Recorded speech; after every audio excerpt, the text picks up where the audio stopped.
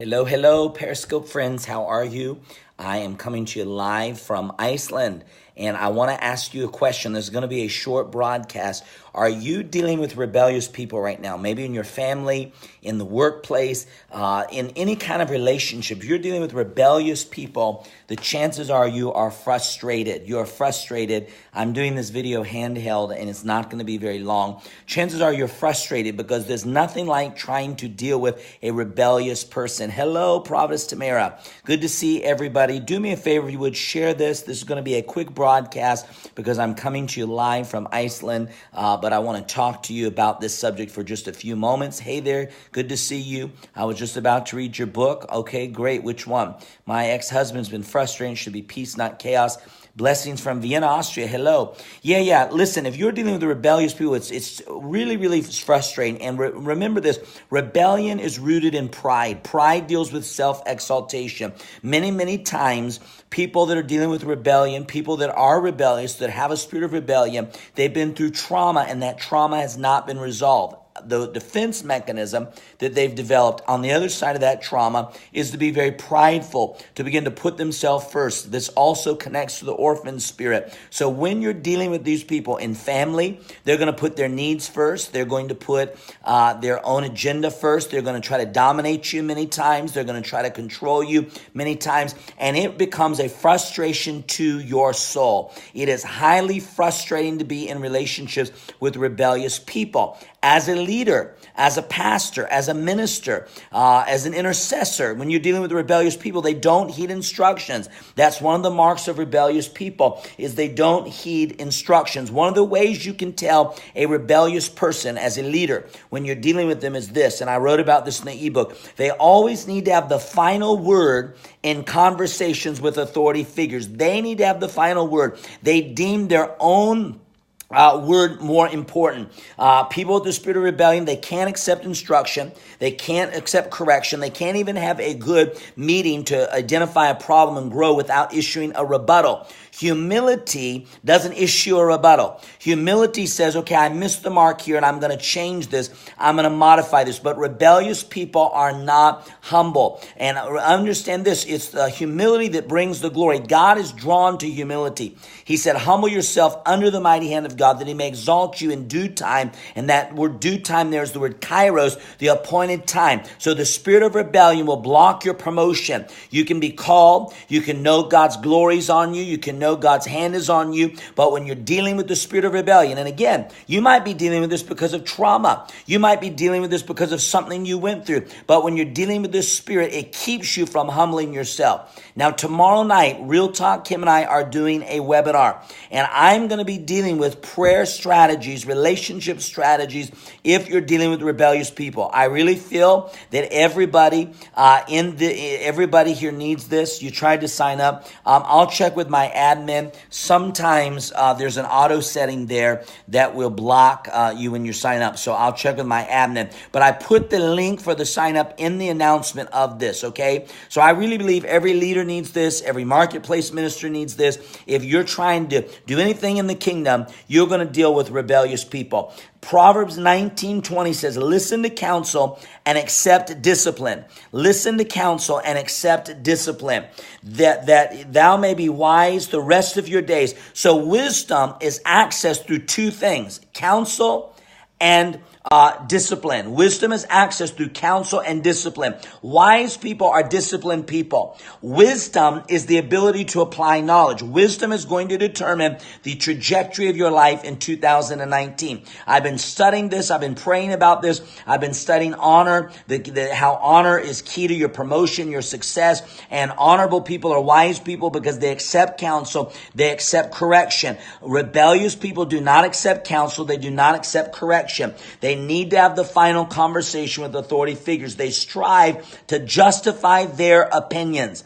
Rebellious people, you will get frustrated because they strive to justify their own opinions. And they want to have the final word all the time. Another thing about rebellious people, and again, tomorrow night in the webinar, we're going to give you some keys to help you overcome and conquer this and navigate in relationships, because you might be free from the spirit of rebellion, but you got an in-law that's rebellious. You've got a child that's going through rebellion. You've got a friend. You've got someone within your ministry you're leading. And again, somebody said they're having problems signing up. As soon as I'm done with this, I'm going to talk to my admin. Okay, I'm going to talk to my admin and make sure we get that unlocked. The link is there in the announcement. Let me mention to you another thing that I believe is relevant for you to know.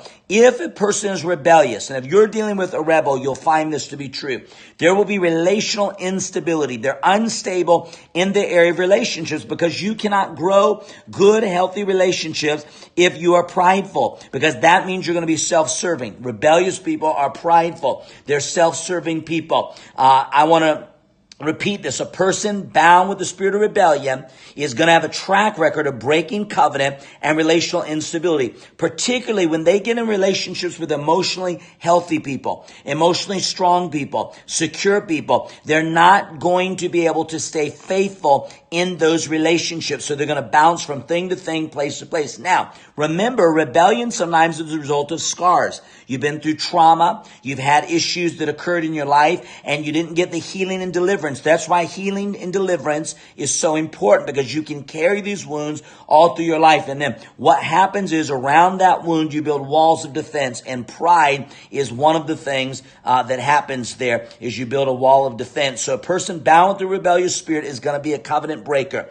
In ministry, a rebellious person refuses to stay planted. They're always saying, well, I had to leave this church because they didn't do this. I had to leave this thing because they didn't do this. They've got a million excuses and very poor fruit. They miss the blessing of being planted. One of the things you've got to understand is you've got to understand there's a blessing in being planted. You're not going to advance financially being unstable. You're not going to advance emotionally being unstable. You're not going to advance ministerially being unstable. So the enemy knows instability will keep you at a low point. So he will do everything he can to keep you unstable. And Psalms 1, you know this in Psalms 1. Blessed is the man that walks not in the counsel of the wicked, nor stands in the path of sinners, nor sits in the seat of scoffers. But his delight is in the law of the Lord, and in his law he meditates day and night. My eyes are swelling up. Listen, I was raised in a lot of trauma. I was raised in a lot of drama. It's taken me years to work through these issues. I got deliverance many times.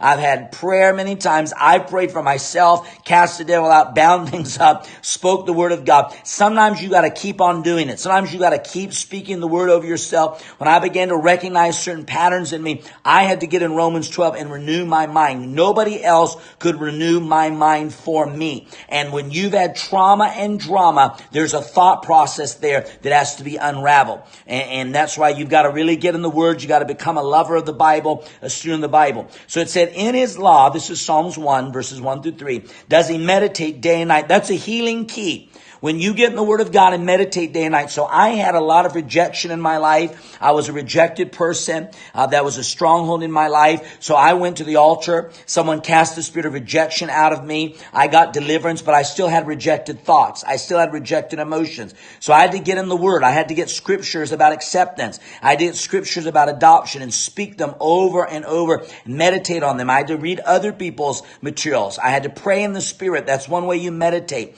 Meditation is the digestive system in the realm of the spirit. You mutter something. That's one of the words. You mutter it. You pray it. You speak. If you pray in tongues, you pray in the spirit. Do it again. And it starts to unravel that unhealthy thinking. That's one of the things you had to do. And you say, how long did you do it? I did it for years. And then when I would find myself beginning to operate the old way, I would find myself in a situation, start doing something I knew better than, I would stop myself and say, self, you are healed and you're going to act healed. You're delivered and you're going to act delivered. You're free and you're going to act free. And so I had to take authority over the old processes that were comfortable to me. It was not comfortable to me. Thank you for the share, Chosen Mogul. It was not comfortable to me to be free. Let me say this. It was not comfortable for me always to be around free people, because non-rejected people, They weren't an emotional basket case. They weren't looking to validate me all the time. They were not feeling they had to justify themselves to me. And so they were not going to cater to me. And that rejected tendency in my life wanted to be catered to.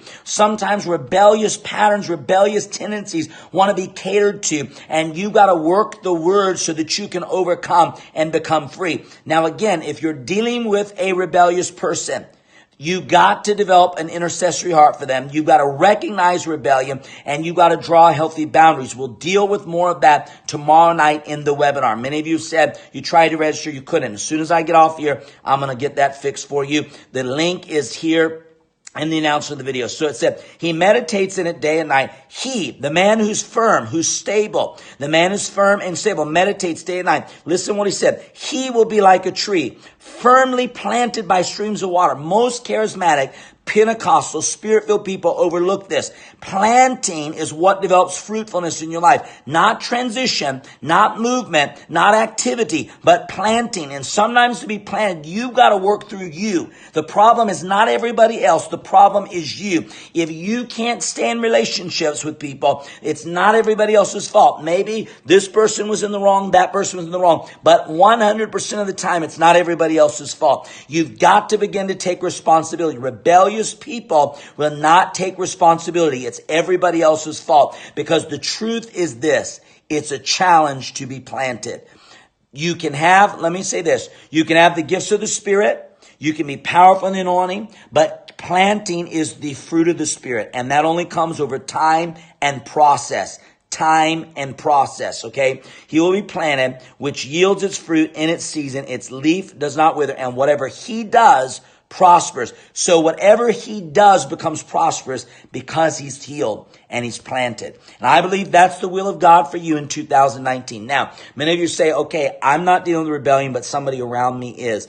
Well, number one, getting these keys in you to recognize what you're dealing with. I wrote the ebook on the spirit of rebellion because I was praying for somebody in my life, trying to figure out what in the world is going on. Nothing is working. And one day I had an encounter with Jesus, and he said, you're dealing with the spirit of rebellion. Then I said, okay, how do we work with this? And he said, you got to begin to pray. So I decided to become an intercessor for that person. I decided to draw healthy boundaries. If they wanted to be rebellious, they could be rebellious, but their rebellion was not going to affect me. I was not going to let it affect me. And then I went into my prayer closet, and I'm going to share some of those strategies. I'm going to make it applicable for your job, your family, wherever you're at. Plus, I'll share some of these things. So go sign up for the webinar. We're going to get it ready for you. I'm excited. Real Talk Kim, she's going to blow it up. It's going to be powerful. Get ready. You don't want to miss it tomorrow night. I love you guys, and I believe with all my heart, this is the year for you to break free. The book is called The Spirit of Rebellion. It's at apbooks.global. You can get it now, apbooks.global. All right. I love you, everybody. The link is in the announcement of the video. If you're having trouble finding it, go to my Facebook page. Facebook page, on Instagram. It's in bio. So go find that link, get it there. Click the one that is right in the announcement of this video. It's the little link I put there. I love you guys. Bless you. Have a fantastic day. Pray for me as I travel back from Iceland.